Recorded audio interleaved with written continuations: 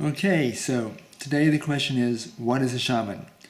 Um, I have in my recent newsletters being often written the words, by my definition of a shaman. And someone wrote me and said, well, what is your definition of a shaman? Well, it's far too complex to put into the newsletter. It would take too many pages. But I'm going to try to summarize it here. Because my perspective of shaman is probably very different than some folks. The external behavior to me is not what makes a person a shaman. In different cultures, what a shaman does externally is often prescribed, or certain regalia, certain patterns, certain traditions. But to me, that's not what makes a person a shaman. It's what a person is doing energetically in perhaps an unseen way, and that's what makes anyone can learn to do ritual, to do ceremony, and there's a lot of that amongst contemporary people who call themselves shamans. But very few contemporary people have I found fit the energetic patterns that I have found associated with some, though not all, traditional shamans in traditional culture, traditional shamanic cultures. So I'm going to try to characterize what those energetic patterns are, and so people have some sense of what in the world I'm talking about when I talk about a shaman. There are three primary factors here. One is functioning in the first 4 dimensions of 20 dimensions. Second, functioning with certain what I call energy wisdom processors. And thirdly, having what I would call either a double or a controller, like an air traffic controller. So I'm going to break this down and give some explanation of each one. Now these are energetic structures that are functioning in a way that enable one to function in the first 4 dimensions at least, to be able to process what I call energy and wisdom, and to be able to do this automatically whether they're awake or asleep. That's what the double or the controller is for. So, first of all, dimensions. I use the word dimensions again differently than a lot of people who talk about we're in the 3rd dimension trying to get into the 5th dimension. That's a whole different concept than what I'm referring to when I use the word dimensions. Dimensions is a range of frequencies from lower to higher. And there are a number of dimensions in existence. Most people are functioning in only one dimension. We can access some other dimensions, like in dream state, when we're doing certain types of energetic meditations. Also when people do teacher plants, ingest teacher plants, often people are accessing other dimensions. But the difference is that I began to find, observing, I live in the American Southwest, and there are a number of different Native American cultures here. And I began to, over a period of time, to meet some of the medicine people, male and female.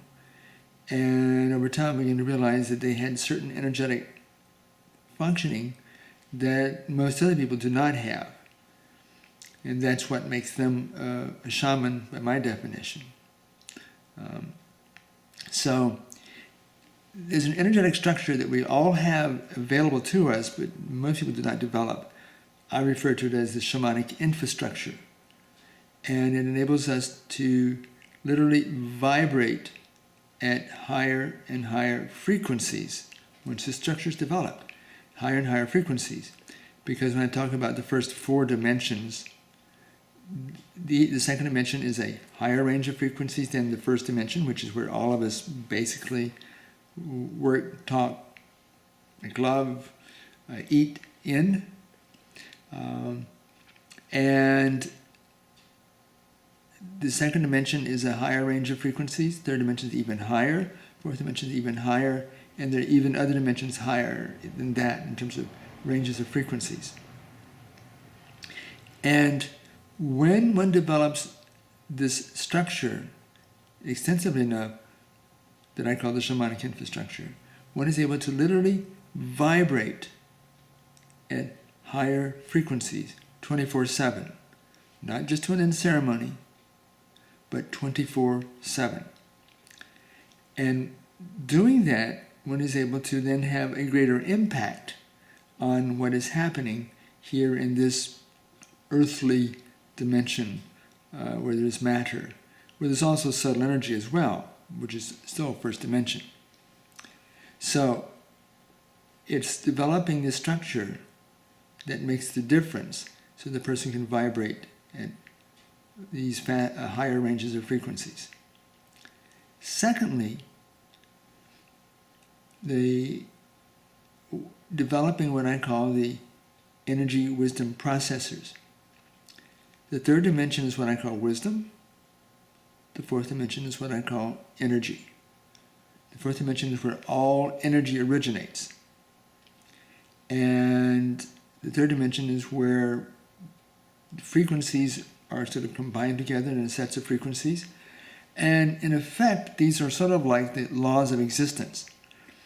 Things can have form only because only when they sort of are aligned with or allowed to be, because the parameters there of that third dimension is those parameters are being followed. So there's certain limitations of what matter can look like and be like and function like, and that's sort of determined by what the parameters are. And if we're going to function in these other dimensions of higher frequencies and utilize it in this first everyday worldly dimension, we need to be able to process that, because these are at higher frequencies. But to do everyday things, we need to have it function as if it were at a lower frequency. And this is what these processors help do. In that we can access the other dimensions because we are vibrating at them, but to take advantage of them, we have to, in a sense, slow it down, so to speak. A third factor, which is essential for me to consider a person being a shaman, is something I call the double. And I don't mean another part of us that runs around and does other things. It's sort of like, and let me give you an analogy here. It's like in our breathing process, we can do that because we think about it and focus it and do things to make us breathe more intensely. But when we go to sleep, we're still going to be breathing differently, generally, but still breathing. That's what we call the autonomic nervous system, where the equivalent idea here in terms of an energetic functioning for our interdimensional functioning is the structure that I call the double or the controller. And it sort of like directs, okay, flight 22, stand on the ground a bit longer because we have 333 coming in, and now 333 is landed, okay, flight 22, you can take off. So the shamanic infrastructure is like managing all of this interdimensional functioning that shamans can do, but the double or controller, like air traffic controller, is making it more effective, and it's taking place when we're in non-ceremonial states, when we're not intentionally focusing our intent, focusing what we're doing, so that even when one is asleep, one could be functioning interdimensionally to help develop oneself, for example. So those are three criteria which may seem pretty, well, so what, but unless someone develops these structures, which are available to all of us, they're there inherently in the nature of our being. It's just most people do not develop them. And if you want to do what some traditional shamans are able to do, which is what some other people cannot do, then you need to develop these structures so you can begin to apply them in a way that has an impact, in a very subtle way. This is a greatly oversimplified perspective, but I want to characterize this perspective to some other perspectives that I've observed and studied and learned in the contemporary world, because I'm not a traditional person. I'm quite a contemporary person, and it's quite possible for people who are contemporary to develop these structures and to function like a shaman, but doing very different activities. First of all, most people think of shamanism based on some sort of concepts from their reading of Carlos Castaneda's experiences with the person he talked about called Don Juan. Those books came out somewhere maybe the first book came out somewhere around 1967 approximately. And I was so struck by it that I actually, when I was teaching sociology at the State University of New York, it was one of the required readings in this Sociology 101 course. And I kept reading Castaneda's books as he came out, and I felt more and more it's not jiving, something's not all right, or something doesn't seem quite right. So many years later, I've come to the perspective, one, when I began to develop abilities to read people's energies, and I started focusing on Castaneda, here's my analysis. Castaneda was a great writer of fictionalized shamanic perspectives. But if you want to understand shamanism, do not read Castaneda. Number one, Castaneda was a psychic. He was not a shaman when I read his energies. Two, he was an energy sucker. Whatever he was doing may have been considered sort of shamanic, but it was not necessarily for other people's benefit. People who extract energy from other people as a way of having energy are not shamans. Shamans are able to, what I call manifest or bring in energy because of what they're doing energetically. They don't have to extract it or steal it from other people. And Carlos Castaneda, when I looked at his energy, that's what he was doing. But he was a great writer, and he definitely inspired me to look at shamanism. But I think that it's a very misleading point of view.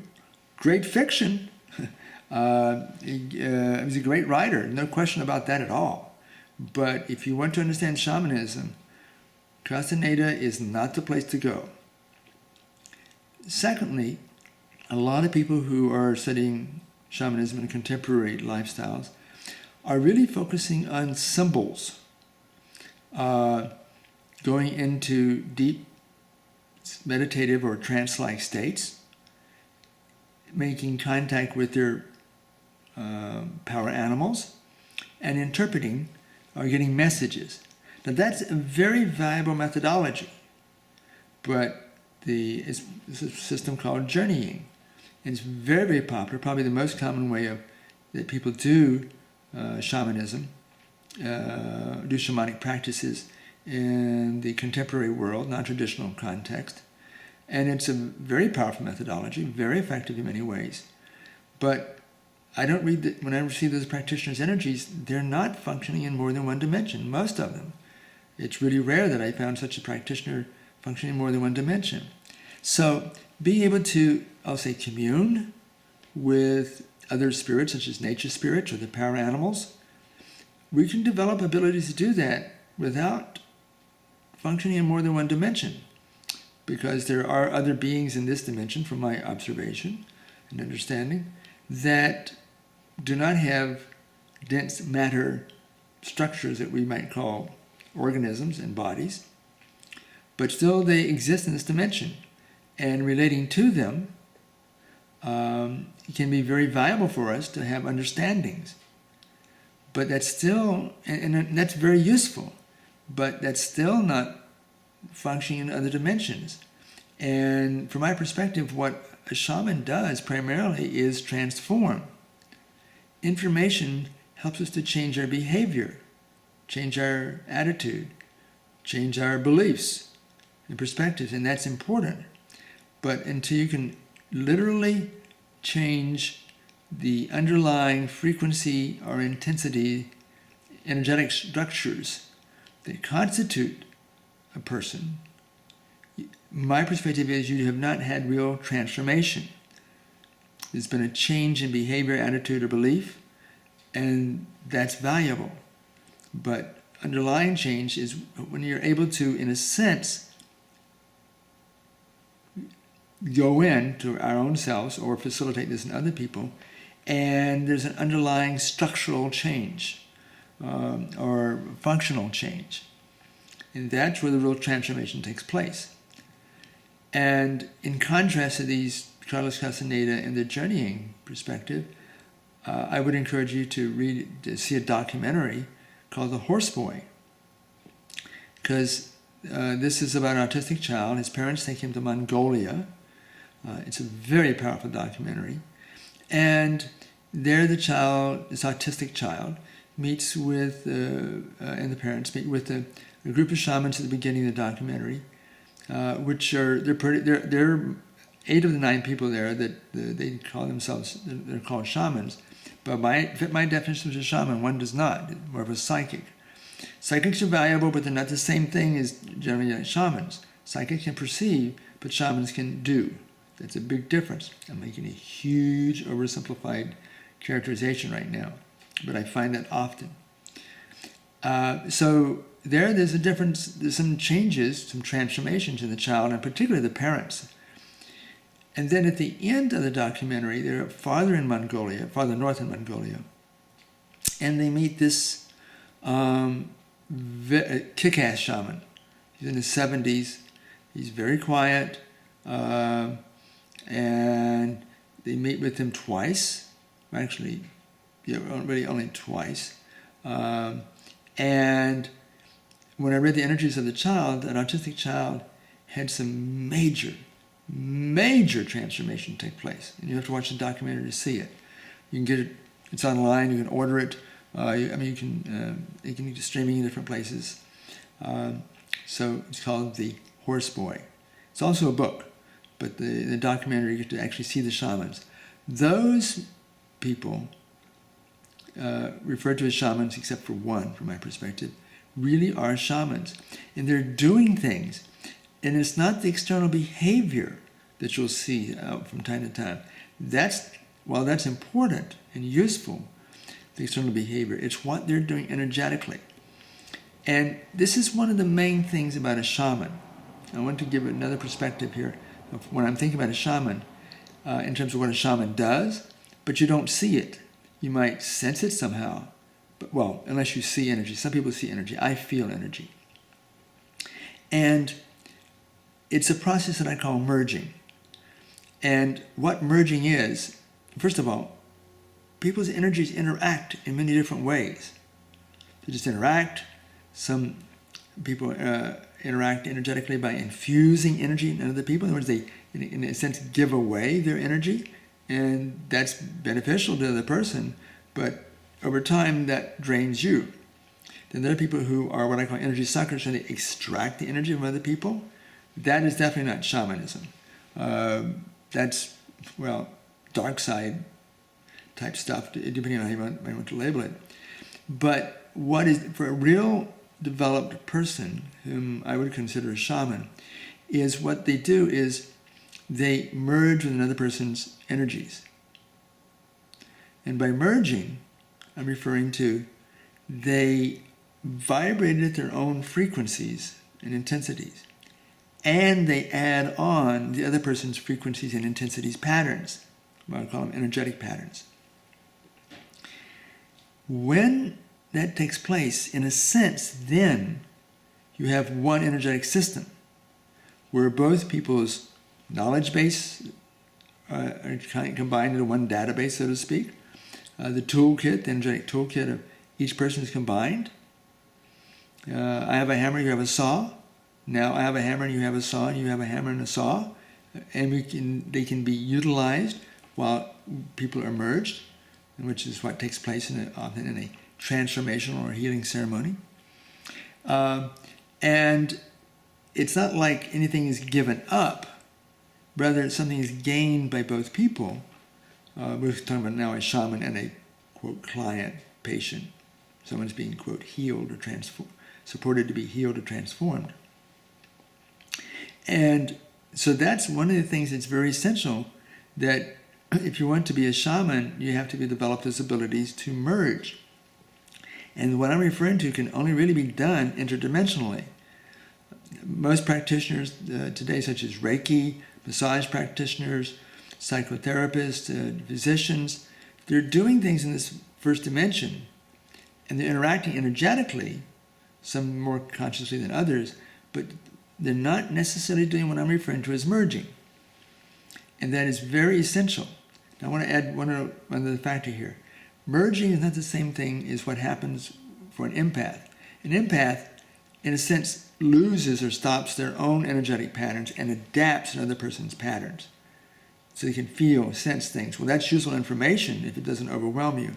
But again, that's dysfunctional in the sense that you're losing yourself, in a sense, temporarily. What I'm referring to as merging, and what traditional shamans, many can do by merging, is they keep their own patterns, energetic patterns, and they add on the other person's patterns while they're in the ceremonial context. And that then opens up this broadened toolkit, database, intensities of energies, so forth.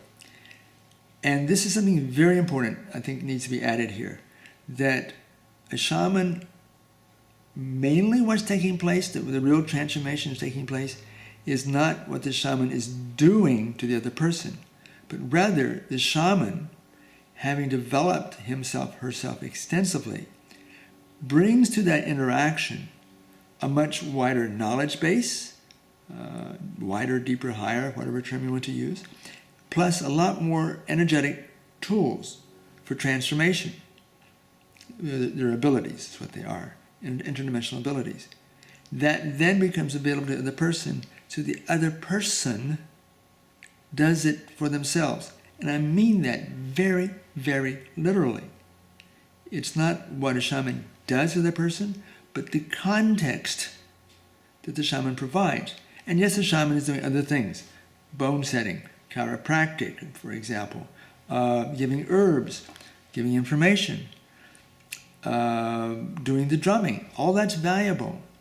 But what makes a shaman rather than a person just performing a ritual is their ability to merge with the person, function interdimensionally, merge with the person, and then provide this context for the other person to literally heal, transform himself, herself. Now that's probably not understood because it looks like what the person's doing on the outside. So if you start watching these videos, read these books, and doing what the shaman is doing, it ain't it. It really ain't it. Although some of those things are very valuable, but it's what you have developed within yourself, and you bring to the interaction with the person that makes the real difference. So, when I'm talking about a shaman, by my definition, this is basically what I'm referring to, and not someone who just puts a feather in his or her hair and does some drumming, and that's valuable. I started out that way. I mean, although I don't do drumming right now because of my physical condition, but all that's valuable and useful to step into a shamanic path. But at one point, you have to be willing to let go of those forms and be, because it is the way you have become developed energetically.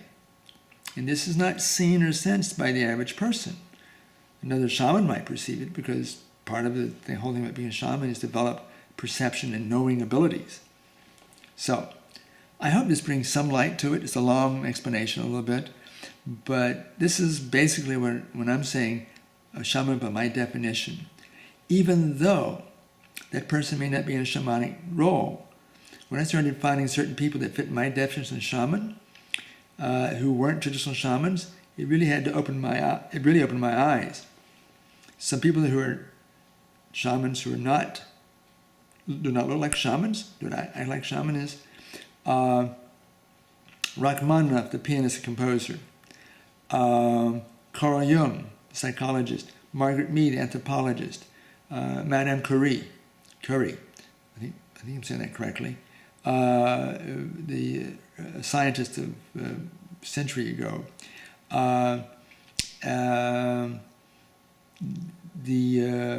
even some popular entertainers such as Robert Redford. I know he's a good-looking guy and he's a good actor, but when I'm turning to his energies, well, part of what's going on is he's developed over the years these energetic abilities and structures so that he technically fits the definition of a shaman. So it's quite possible for a person to be a shaman working in a corporation. Another person who fits my definition of shaman is the Dalai Lama, the Karmapa, head of a different lineage within Tibetan Buddhism. They're kick-ass shamans in their own way, although their focus is more on wisdom than on transformation in terms of their role in their culture. And there are some other well-known people, and I find a lot of people who are considered to be gurus, not at all to be shamans, not at all function in other dimensions. And what I find is people who do energy sucking, extracting energy from other people, they are just the opposite of shamans. And so a lot of people who even can call themselves shamans are just energy suckers. And even a lot of the gurus, so-called gurus around the world, are just spiritual bullshit con artists. Talk a good talk, but they don't get the energetic structure. So there's some opinion too there. So hopefully this will help you when I talk about shaman by my definition. Thank you very much for listening.